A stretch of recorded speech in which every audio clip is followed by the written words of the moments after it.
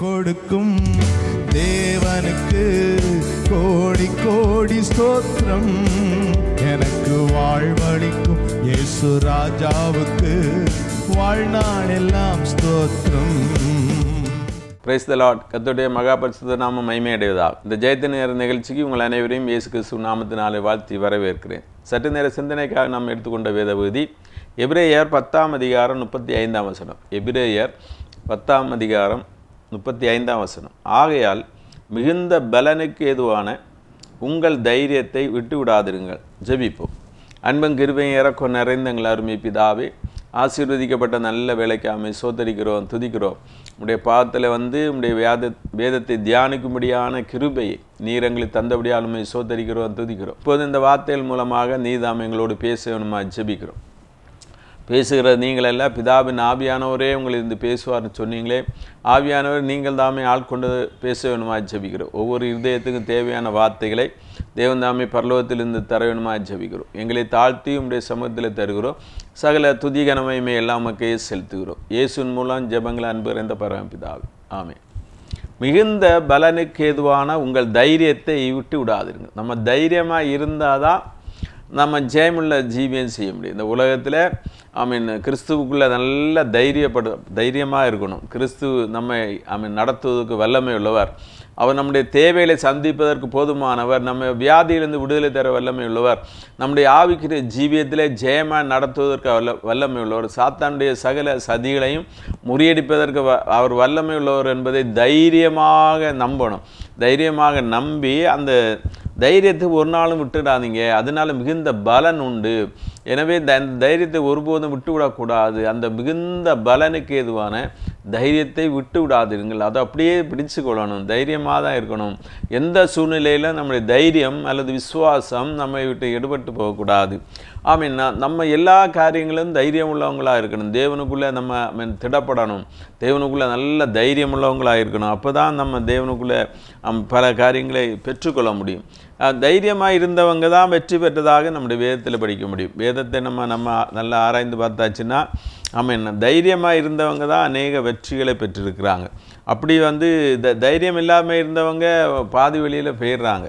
அப்படி நம்ம விசுவாசத்தை தொடக்கிறோம் முடிக்கிறோருமான தேவனுடைய பாதத்தில் நம்ம தைரியமாக இருந்து நம்முடைய ஓட்டத்தை பொறுமையோடு ஓடணும். அவர் தான் நம்ம நடத்துகிற தேவன். அந்த தைரியத்தை மட்டும் விட்டு விடக்கூடாது. எப்போதும் தேவன் நம்மோடு இருக்கிறார். தேவன் நமக்கு பதில் தருகிறார். நம்முடைய ஜெபங்களை கேட்கிறார் என்பதிலே நல்ல தைரியமாக இருக்கணும். 1 யோவான் 5:14 இப்படி சொல்லுகிறது, நாம் எதையாகிலும் அவருடைய சித்தத்தின்படி கேட்டால் அவர் நமக்கு செவி கொடுக்கிறார் என்பதை அவரை பற்றி நாம் கொண்டிருக்கிற தைரியம். நம்ம என்ன காரியத்தை ஆகிலும் அவருடைய சித்தத்தின்படி கேட்டாச்சுன்னா அவர் நமக்கு செவி கொடுத்து நமக்கு பதில் கொடுக்கிறார் என்பது தான் அவரை பற்றி நாம் கொண்டு இருக்கிற தைரியம். என்ன நமக்கு தைரியம் இருக்குது, நம்ம ஜெபிக்கிறோம். ஜெபிப்பதற்கு தேவன் தந்த சிலாக்கியத்துக்காக நம்மை தேவனை ஸ்தோத்தரிக்கிறேன். நம்ம என்ன காரியத்துக்காகலும் அவரிடத்தில் ஜெபிக்கும்போது அவர் நமக்கு பதில் கொடுக்கிறார் என்கிற தைரியம் நமக்கு இருக்கணும். முதல்ல ஜெபத்தில் தைரியம் இருக்கணும். நம்ம ஜெபிக்கிறதுல தைரியம் இருக்கணும். ஏனோ தானே ஜெபிக்கக்கூடாது. அவர் நமக்கு செவி கொடுக்கிறார் என்பதை அறிந்து விசுவாசத்தோடு நம்ம கண்டிப்பாக தேவன் பதில் தருவார் என்பதை உணர்ந்து நம்ம ஜெபிக்கணும்.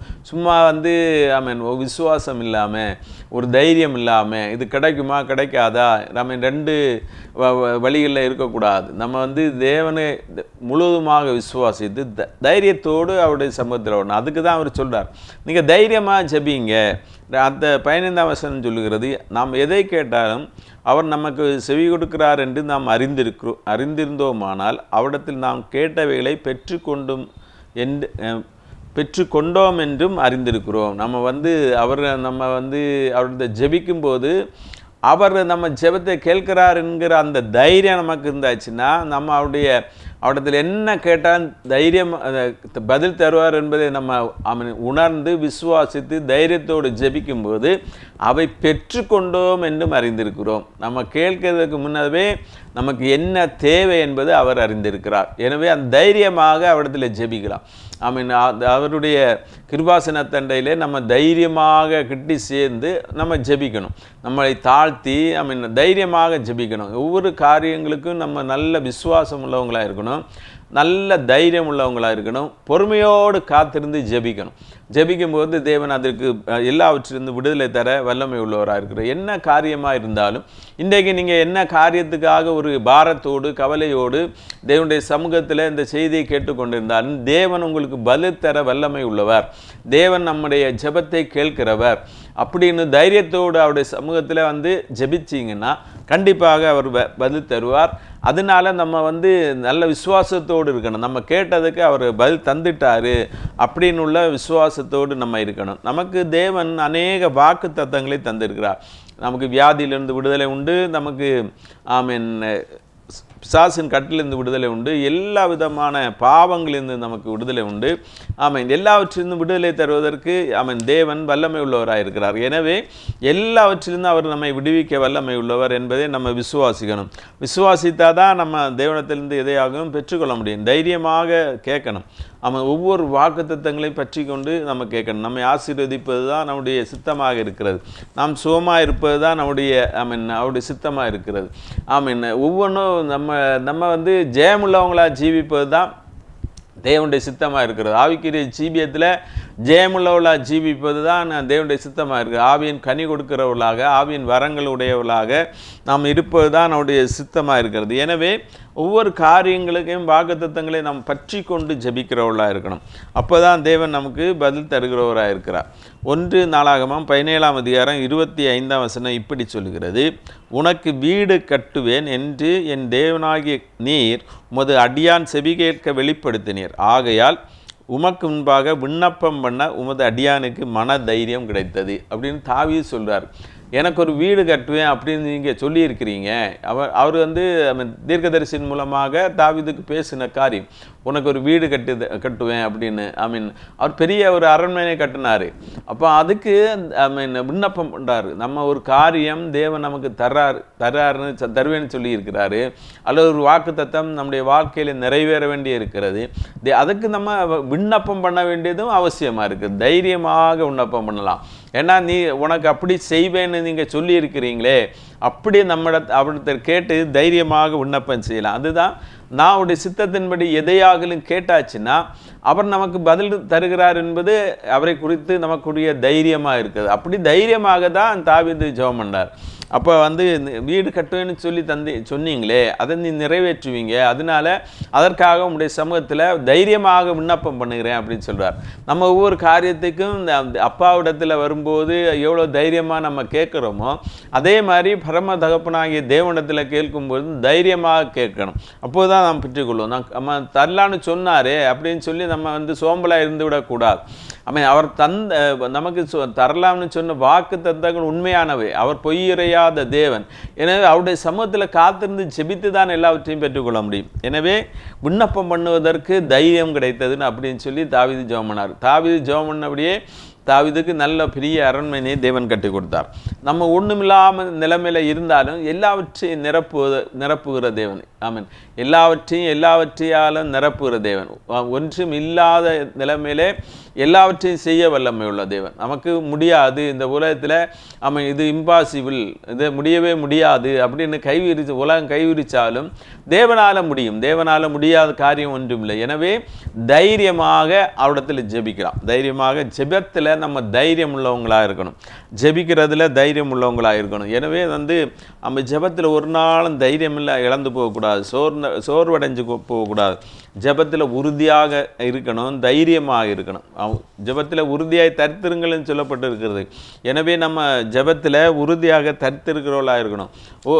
அங்கே வந்து ஊசலாடுகிறவங்களாக இருக்கக்கூடாது, உறுதியாக ஜெபிக்கிறவர்களாக இருக்கணும்.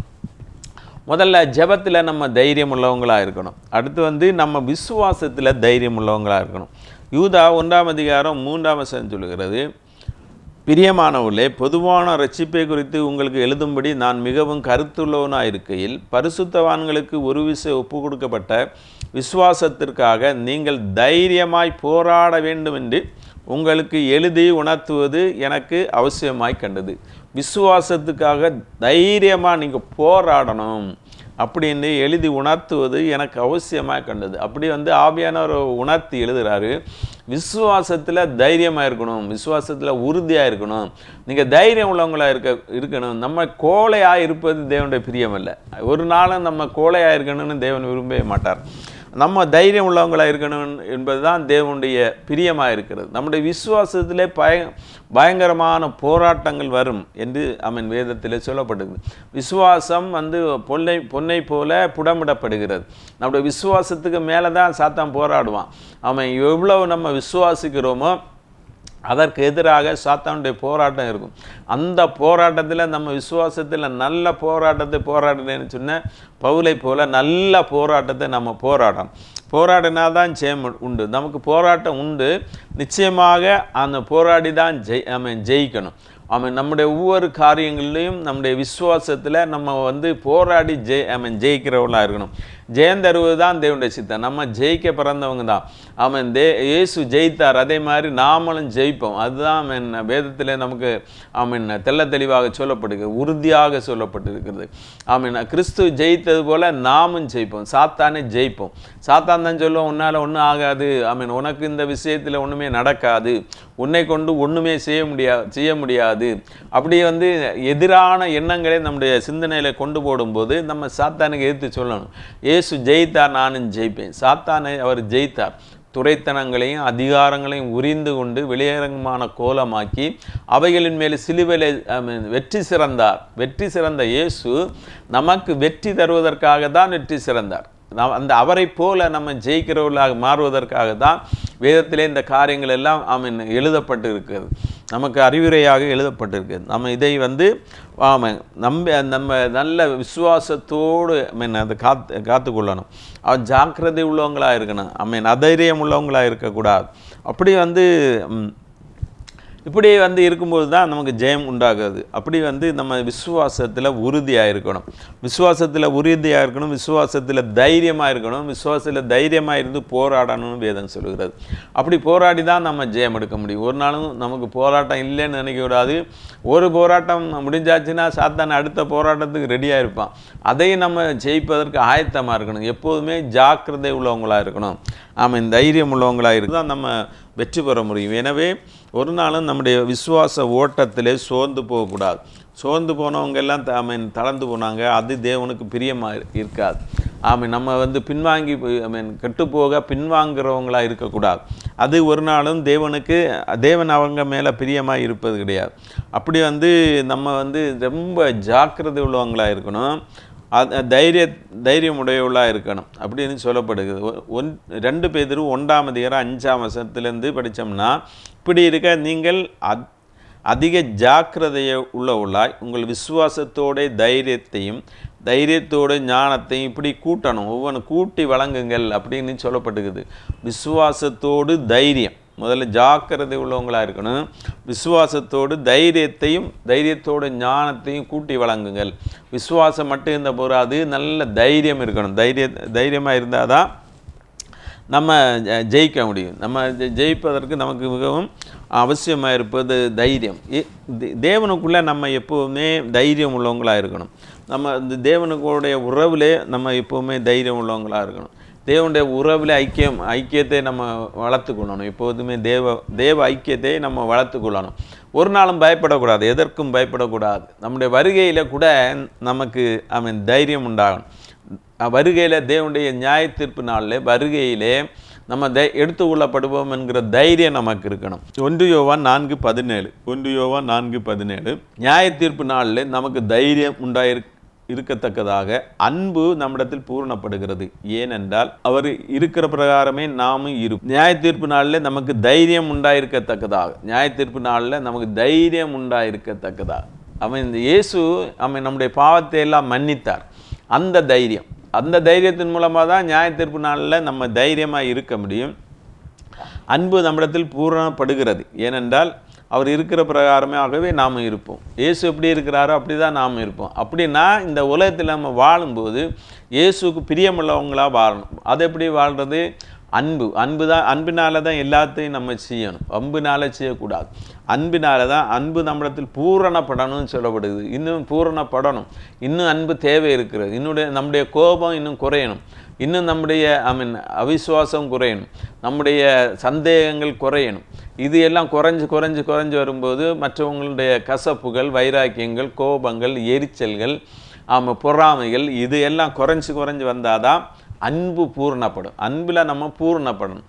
அப்போ தான் நம்ம நியாயத்தீர்ப்பு நாளில் பூர்ணமாக தைரியத்தோடு அவருடைய சமூகத்தை நிற்க முடியும். இயேசுவை பின்பற்றுகிறதுனால நமக்கு முதல்ல நம்ம ஜெபத்தில் தைரியம் உள்ளவங்களாக இருக்கணும்.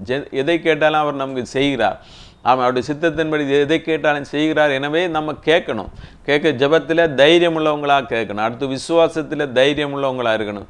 நியாய தீர்ப்பு நாளுக்கென்று நம்ம தைரியம் உள்ளவங்களாக மாறணும். அப்போது நியாய தீர்ப்பு நாளில் நமக்கு தைரியம் உண்டாகுது. எப்படின்னா இயேசுடைய குணாதிசயங்கள் நமக்குள்ளே வருகிறது. இயேசு எப்படி இந்த உலகத்தில் வாழ்ந்தாரோ, எப்படி எல்லாத்தையும் அன்பு கூர்ந்தாரோ, எப்படி ஒவ்வொருவரையும் ஆற்றுகிறவராக, தேற்றுகிறவராக, குணப்படுத்துகிறவராக அந்த உலகத்தில் இருந்தாரோ, மற்றவங்களை பார்த்தோன்னே அவருக்கு ஒரு மனதுருக்கம் இருந்ததோ, அதே போல் நம்முடைய பண்புகள் மாறணும். ஒரு அன்பு இருக்கணும், மனதுருக்கம் இருக்கணும், மற்றவங்க மேலே இரக்கம் காண்பிக்கணும், மற்றவங்களுக்கு நன்மை செய்யணும். இது எல்லாம் வரும்போது அன்பு பூர்ணப்படுகிறது. நன்மை செய்யல ஒரு நாளும் சோர்ந்து போகக்கூடாது. இப்படி நம்முடைய தேவனுடைய நியாய தீர்ப்பு நாளில் நம்ம தைரியமாக இருப்பதற்கு நம்முடைய குணங்களிலே அதிக மாற்றங்கள் தேவையாக இருக்கிறது. இயேசுவை போல் நம்ம மாறி தான் இருக்கும். அவரை போல நம்ம அவர் இருக்கிற பிரகாரமே நாம் இருக்க போகிறோம். எனவே அன்புள்ளவங்களாக இருக்கணும். பயமுள்ளவங்களாக இருக்கக்கூடாது. பூர்ண அன்பு பயத்தை புறம்பே தள்ளுகிறது. எனவே நமக்கு பயம் இருக்குன்னா இன்னும் அன்பில் பூரணப்படலைன்னு அர்த்தம். அப்படின்னா நம்ம இன்னும் அன்பில் தேர்னவங்களாக மாறணும். அன்பில் பூரணப்படணும்னு சொல்லியிருக்கு. எல்லாம் அன்பு தான். அன்பு இல்லாமல் ஒன்றுமே கிடையாது. என்ன நமக்கு எதிராக யார் என்ன செய்தாலும் அவங்கள மன்னிக்கிறவங்களாக இருக்கணும். அப்போது நம்முடைய அன்பு வெளிப்படும். மற்றவங்களை மாதிரி நம்ம பதிலுக்கு பதில் செய்ய போனோம்னா நம்முடைய அன்பு அங்கே வெளிப்படாது. எனவே நம்ம மற்றவங்களை மாதிரி செய்கிறவங்களாக இருக்கக்கூடாது, மற்றவங்களுக்கு நன்மை செய்கிறவர்களாக இருக்கணும். மற்றவங்களை மாதிரி நம்ம மற்றவங்களுக்கு தீமை செய்கிறவர்களாக இருக்கக்கூடாது. அப்படி இருந்தாச்சுன்னா தேவனுடைய வருகையில் நம்ம காணப்படாமல் போயிடுவோம். நமக்கு நித்திய ஜீவனை சுதந்திரிப்பது தானே நம்முடைய ஆசையும், அதுதானே நம்முடைய நோக்கமாக இருக்கிறது. எனவே நம்ம நித்திய ஜீவனை நோக்கி தான் ஓடணும். அவருடைய வருகையில் நம்ம காணப்படணும். அவருடைய வருகையில் நம்ம காணப்படுவதற்கு என்ன செய்யணும்னா 1 யோவான் 2:28 இப்படி இருக்க பிள்ளைகளே, அவர் வெளிப்படும் போது நாம் அவர் வருகையில் அவருக்கு முன்பாக வெட்கப்பட்டு போகாமல் தைரியமுள்ளவர்களாக இருக்கும்படி அவரில் நிலைத்திருங்கள். அப்போது அவருடைய குணாதிசயம், கிறிஸ்துவை நம்ம தரிச்சிருக்கிறோம். கிறிஸ்துவனுடைய குணாதிசயம் நம்மிடத்தில் இருக்கிறதா? இனி என்ன குறைவு இருக்கிறது? நம்ம மற்றவங்களை மன்னிக்கிறோமா? நம்ம மற்றவங்களை நன்மை செய்கிறோமா?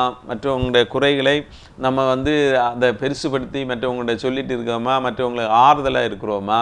இப்படியெல்லாம் நம்ம சிந்தித்து பார்த்து நம்மிடத்தில் என்ன குறை இருக்கிறது என்பதை நம்ம மாற்றிக்கொண்டு அவரில் நிலைச்சிருக்கணும். அவரில் நிலைச்சிருக்கணும்னா அவருடைய குணாதிசயங்கள் நமக்கு இருக்கணும். பரிசுத்த ஆவியானவரை ஒரு நாள் துக்கப்படுத்தக்கூடாது. அப்படி உள்ள சூழ்நிலை நமக்கு வரக்கூடாது. அப்படி தான் நம்ம இருக்கிறவங்களாக இருக்கணும். அப்போ அவருடைய வருகையில் நம்ம தைரியம் உள்ளவங்களாக இருக்கணும். எப்போதுமே நம்ம எதிரான எண்ணம் உடையவங்களாக இருக்கக்கூடாது. எப்பொழுது பாசிட்டிவாக தான் திங்க் பண்ணணும். எல்லாமே தேவன் செய்ய சொல்கிறத நம்ம எல்லாமே பாசிட்டிவாக தான் செய்யணும். அப்போ அதனால தான் நமக்கு தைரியம் உண்டாகிருக்கிறது. என்னாகவும் 13:20 நிலம் எப்படிப்பட்டதோ அது வளப்பமானதோ இளப்பமானதோ என்றும் அதிலே விருஷங்கள் உண்டோ இல்லையோ என்றும் பாருங்கள். தைரியம் கொண்டிருந்து தேசத்தின் கனிகளில் சிலவற்றை கொண்டு வாருங்கள் என்றான். அக்காலம் திராட்சை செடி முதற்பழம் பழுக்கின்ற காலமாக இருந்தது. கானானை வேவு பார்க்கறதுக்கு ஒவ்வொரு கோத்திரத்துலையும் ஒரு ஆள் விதமாக 12 கோத்திரத்துலேயும் 12 ஆட்களை அனுப்பி விட்றாங்க. மோசே அனுப்பி விட்றாரு. தேவனுடைய சித்தத்தின்படி அனுப்பி விட்றாரு. அங்கே போய் பார்க்குறாங்க. பார்த்தாச்சுன்னா நிறைய விஷயங்கள் இருக்குது. அவங்க அதில் 2 குரூப்பாக மாறுறாங்க. இங்கே திரும்ப வரும்போது 2 குரூப்பாக மாறுறாங்க. 10 பேர் எதிரான எண்ணம் உடையவர், நெகட்டிவ் திங்கிங். அப்படி 10 பேர் நெகட்டிவ் திங்கிங் உள்ளவங்களாக இருக்கிறாங்க. 2 பேர் மட்டும் பாசிட்டிவ் திங்கிங்காக இருக்கிறாங்க. அங்கே போய் பார்க்குறாங்க. அங்கே பெரிய பெரிய ஆட்கள்லாம் இருக்கிறாங்க. சின்ன ஆட்களும் இருக்குது, பெரிய ஆட்களும் இருக்குது. இவங்க பெரிய ஆட்களை பார்த்தோன்னே பயந்துட்டாங்க. நம்ம பயப்படக்கூடாது, கோழையாக இருக்கக்கூடாது, தைரியமுள்ளவங்களாக இருக்கணும் அப்படின்னு தான் அங்கே போகும்போதே அனுப்பி விட்றாரு. ஆமாம், தைரியமாக இருந்து அந்த தேசத்தில் கனிகளை பறிச்சுட்டு வாருங்க அப்படின்னு தான் அது. அப்போ அவங்க கொண்டு வர கனியை பார்த்தாச்சுன்னா ஒரு ஒரு திராட்சை கொலையே 2 பேர் தூக்கிட்டு வராங்க. அவ்வளவு பெருசாக இருக்குது. அவ்வளவு வளமுள்ள நாடாக கானான் இருந்தது. ஆமாம், அதையெல்லாம் அவங்க மறந்து போகிறாங்க. இங்கே அவங்க பார்த்த 10 பேர் என்ன சொல்கிறாங்க, அவங்க கானானியர்களாக இருக்காங்க, நம்ம அந்த பக்கமே போக முடியாது, அவங்க பக்கமே நெருங்க முடியாது, அவங்க அந்த ஏனோக்குன்னு அந்த புத்திரர்கள்லாம் இருக்கிறாங்க, பெரிய பெரிய ராட்சசர்கள்லாம் இருக்கிறாங்க, அங்கே நம்ம போகவே முடியாது அப்படின்னு சொல்கிறாங்க. 2 பேர் சொல்கிறாரு, தேவன் நம்மோடு இருக்கிறார். தேவன் நம்மோடு இருந்தாச்சுன்னா நம்மளால் செய்ய முடியாத காரியம் ஒன்றும் இல்லை. அப்போ தேவன் நம்மோடு இருக்கிறார்ல, நம்ம ஈஸியாக போகலாம். காலேப்பும் யோசுவாவும் 2 பேர் தான் பாசிட்டிவாக சொல்கிறாங்க. 10 பேர் நெகட்டிவாக சொன்னோன்னே எல்லாமே மாறிப்போச்சு, சூழ்நிலையே மாறிப்போச்சு. இதுலேருந்து பக்கத்தில் இருக்க கானானுக்கு போகிறதுக்கு 40 வருஷமாக இருக்கிறாங்க. 40 வருஷமாக யாரெல்லாம் அவங்க நெகட்டிவாக சொன்னாங்களோ, அந்த நெகட்டிவாக சொன்னவங்களுக்கு சாதகமாக இருந்தவங்க, மோசே மேல் கல்லெறியணுன்னு இருந்தவங்க, இவங்க யாருமே அந்த கானானுக்குள் பிரவேசிக்கலை. யோசேப்பும் காலேப்பும் தான் போனாங்க, மற்ற யாருமே போகலை. அந்த வேவு பார்க்க போனவங்களுக்கு நியாயத்தீர்ப்பு வருகிறது. எனவே நம்ம ஜாக்கிரதை உள்ள, நம்ம பேச்சில் ஜாக்கிரதை உள்ள, நடக்குமா நடக்காதா, எது எடுத்தாலும் செபிக்கிறதுக்கு முன்னாடியே நம்ம மனசில் ஒன்று வச்சிடுறது, இது நடக்காது, இது இவ்வளோ பெரிய காரியமாகும். தேவனால் கூடாத காரியம் ஒன்றும் இல்லை, எல்லாமே தேவனால் கூடும். எல்லாருமே யுத்தத்தில் பெரியவங்களானது மோசே பாருங்கள், எவ்வளோ தைரியமாக பார்வோனுக்கு முன்னதாக நின்று பேசுகிறாரு. தேவன் கொடுக்குற தைரியம். ஆபிரகாம் அந்த சோதோம் உள்ள எல்லாவற்றையும் அந்த 5 ராஜாக்கள் சேர்ந்து எல்லாத்தையும் கொண்டு போயிடுறாங்க. லோத்துவுக்குள்ளான எல்லாத்தையும் கொண்டு போயிட்டாங்க. தைரியமாக இருந்து ஆபிரகாம் அவங்களுக்கு எதிர்கொண்டு ஜெயம் எடுத்ததை நம்ம அறிந்து கொள்ள முடியும். அதே மாதிரி தாவீது கோலியாத்துக்கு முன்னே நிற்கிறார். சின்ன தாவீது, பெரிய கோலியாத்து உருவத்தை பார்த்தாச்சுன்னா அவர் பக்கத்திலே போக முடியாது. ஆனால் கோலியாத்தை முறியடிப்பதற்கு சின்ன தாவீதால் முடிஞ்சுன்னா தைரியம், தேவன் கொடுக்குற தைரியம், தேவனையே விசுவாசித்து கொண்டிருக்கணும். இப்படி பல காரியங்கள் எல்லாவற்றிலையும் நம்ம தைரியமாக இருக்கணும். ஒரு நாளும் நம்ம கோழைகளாக இருக்கக்கூடாது, அவிசுவாசிகளாக இருக்கக்கூடாது. தைரியமாக இருந்து தேவனத்திலிருந்து பெற்றுக்கொள்ள முடியும். இன்றைக்கி என்ன காரியத்துக்காக நீங்கள் ஒரு கவலையோடு பாரத்தோடு இருந்தாலும் எல்லாவற்றையும் நீக்குவதற்கு தேவன் வல்லமை உள்ளவர். சூழ்நிலையை மாற்ற அவரால் மட்டும்தான் முடியும். அவரால் முடியும். எனவே தைரியமாக இருங்க, ஜெபத்தில் தைரியமாக இருந்து பெற்றுக்கொள்ளுங்கள். தேவன் நம்மை ஆசீர்வதிப்பாராக. நீர் என்னோடு இருக்கும்போது என்னாலும் வெற்றியே, இயேசு என்னோடு இருக்கும்போது என்னாலும் வெற்றியே. மலைகளை தாண்டிடுவேன், கடும் பள்ளங்களை கடந்திடுவேன். மலைகளை தாண்டிடுவேன், கடும் பள்ளங்களை கடந்திடுவேன். சதிகளை முறியடிப்பேன், பொல்ல சாத்தானை ஜெயித்திடுவேன். எல்லா சதிகளை முறியடிப்பேன், பொல்ல சாத்தானை ஜெயித்திடுவேன். அல்லேலூயா, அல்லேலூயா, அல்லேலூயா, ஓ அல்லேலூயா, அல்லேலூயா, அல்லேலூயா, அல்லேலூயா, ஓ அல்லேலூயா. நீர் என்னோடு இருக்கும்போது என்னாலும் வெற்றியே, இயேசு என்னோடு இருக்கும்போது என்னாலும் வெற்றியே. மரணமின் கூரெங்கே, பாதாளமுன் ஜெயமெங்கே. மரணமுன் கூரெங்கே, பாதாளமுன் ஜெயமெங்கே. கிறிஸ்து எனக்கு ஜீவன், சாவனுக்கு ஆதாயமே. கிறிஸ்து எனக்கு ஜீவன், சாவனுக்கு ஆதாயமே. அல்லேலூயா, அல்லேலூயா, அல்லேலூயா, ஓ அல்லேலூயா. ஹalleluya ஹalleluya ஹalleluya ஓ ஹalleluya. நீர் என்னோடு இருக்கும்போது என்ன வெற்றி வெற்றியே. இயேசு என்னோடு இருக்கும்போது என்னாலும் வெற்றி வெற்றியே. ஜெபிப்போம். அன்பின் கிருபையும் இரக்கம் நிறைந்த எங்கள் அருமை பிதாவே, ஆசீர்வதிக்கப்பட்ட நல்ல வேலைக்காமை சோத்தரிக்கிறோம், துதிக்கிறோம். இப்போதுங்க தாவே உம்முடைய பாதத்தில் வந்து நாங்கள் ஜெபிக்கிறோங்க தாவே. நாங்கள் எதையாகலும் உம்முடைய சித்தத்தின்படியே கேட்டால் நீர் எங்களுக்கு செவி கொடுக்கிறீர் என்கிற தைரியத்தோடு இடத்துல கேட்கிறோங்க தா. இப்போதும் ஜெபத்தில் பங்கெண்ட ஒவ்வொருவருக்காக ஜெபிக்கிறோம். விசுவாசத்தில் தளர்ந்திருக்கிற பிள்ளைகளுக்கு தேவன் தாமே ஹalleluya பலனை கொடுக்கணுமா ஜெபிக்கிறோம். தைரியத்தை கொடுக்கணுமா ஜெபிக்கிறோம். உம்முடைய பலன்குள்ள கிருபை கொடுக்கணுமா ஜெபிக்கிறோங்க தா. அதிக தைரியத்தோடு விசுவாசத்தோடு உம்மை பின்தொடர ஒருவருக்கு கிருபை தர வேணுமா ஜெபிக்கிறோம். வியாதியோடு இருக்கிற பிள்ளைகளுக்காக ஜெபிக்கிறோம். வியாதிகளை எல்லாம் நீங்கள் சிலுவையில் சுமந்திருக்கிறீங்க கத்தாவே. எல்லாருக்கும் வியாதியிலிருந்து விடுதலை கொடுக்கணுமா ஜெபிக்கிறோம். ஆஸ்பத்திரிகளிலே வியாதியோடு இந்த செய்தியை கேட்கிற பிள்ளைகளை தேவந்தாமை விடுதலை ஆக்கணுமா ஜெபிக்கிறோம். உடைய விடுவிக்கும் கரம் வெளிப்பட வேணுமா ஜெபிக்கிறோம். ஆவிக்குரிய ஜீவியத்திலே தடுமாற்றத்தோடு இருக்கிறவர்களுக்காக ஜெபிக்கிறோம். அவன் உண்மையிலே தைரியம் கொள்ள தேவன் கிருபை கொடுக்கணுமா ஜெபிக்கிறோம். விசுவாசத்தில் உறுதியாக இருக்க தேவன் கிருபை கொடுக்கணுமா ஜெபிக்கிறோம். சாத்தானுடைய கட்டுகளை முறியடிக்க வேணுமா ஜெபிக்கிறோம். சாத்தானுடைய தந்திரங்களை முறியடிக்க வேணுமா ஜெபிக்கிறோங்கத்தா. இயேசுவே சோத்திரம். ஏதோ ஒரு பெரிய தேவையோடு இருக்கிற பிள்ளைகளுடைய தேவைகளை தேவந்தாமே சந்திக்க வேணுமா ஜெபிக்கிறோம். தங்களுக்கு அருமையானவர்களுக்காக பாரத்தோடு ஜெபிக்கிறவர்களுக்காக ஜெபிக்கிறோம். அந்த ஜெபத்தை கேட்டு தேவந்தாமை பதில் கொடுக்கணுமா ஜெபிக்கிறோம். கடன் பிரச்சனையில் இருக்கிற பிள்ளைகளுக்கு தேவந்தாமை கடனிலிருந்து விடுதலை கொடுக்கணுமா ஜெபிக்கிறோம். எல்லாரையும் ஆசீர்வதிக்கணுமா ஜெபிக்கிறோங்க தா. கர்ப்ப ஸ்திரீகளுக்காக ஜெபிக்கிறோம். கற்ப காலங்களிலே தேவந்தாமை பாதுகாத்து கொள்ள வேணுமா ஜெபிக்கிறோங்கத்தா. ஆமீன். உரிய நேரத்திலே தேவந்தாமை சுகமான பிரசவங்களை கட்டளையிட வேணுமா ஜெபிக்கிறோம். கர்த்தராகிய தெய்வமே சோதரிக்கிறோம்.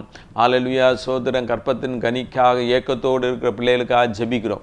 நீங்கள் ஏதாமே கற்பத்தின் கனி கட்டளையிட வேணுமா ஜெபிக்கிறோங்கத்தா. எல்லாரையும் ஆசீர்வதிங்க. விதவைகளின் திக்கற்ற பிள்ளைகளின் தேவந்தாமை ஆதரிக்க வேணுமா ஜெபிக்கிறோம். எனக்கு ஒரு வீடு இல்லையே, ஆகாரம் இல்லையே என்று இருக்கிறவர்களுக்கு ஆகாரத்தை, வீடை, உடையை தேவந்தாமை கட்டளையிட வேணுமா ஜெபிக்கிறோங்கத்தா. எல்லாரையும் ஆசீர்வாதத்தோடு நடத்தணுமா ஜெபிக்கிறோம். இந்த செய்தி கேட்ட ஒவ்வொருவரையும் ஆசீர்வதிங்க. ஒவ்வொருவருக்கும் என்ன தேவையோ எல்லாவற்றையும் தேவந்தாமை கட்டளையிட வேணுமா ஜெபிக்கிறோம். என்னென்ன காரியங்களுக்கு ஜெபிக்கிறார்களோ எல்லாவற்றையும் தேவந்தாமை ஆசீர்வாதங்களையும் நன்மைகளையும் ஜெயத்தையும் கட்டளையிடணுமா ஜெபிக்கிறோம். எங்களுடைய தேசத்தை நீங்கள் தாமே ஆசீர்வதிக்கணுமா ஜெபிக்கிறோம். எங்களை தாழ்த்தி உங்களுடைய சமூகத்திலே தருகிறோம். சகல துதி கனமை மேல் நமக்கே செலுத்துகிறோம். இயேசுவின் மூலம் ஜெபங்கள் அன்பு இந்த பரமபிதாவே. ஆமென். ஜெயம் கொடுக்கும் தேவனுக்கு கோடி கோடி ஸ்தோத்திரம். வாழ்வழிக்கும் இயேசு ராஜாவுக்கு வாழ்நாளெல்லாம் ஸ்தோத்திரம். ஜெயம் கொடுக்கும் தேவனுக்கு கோடி கோடி ஸ்தோத்திரம்.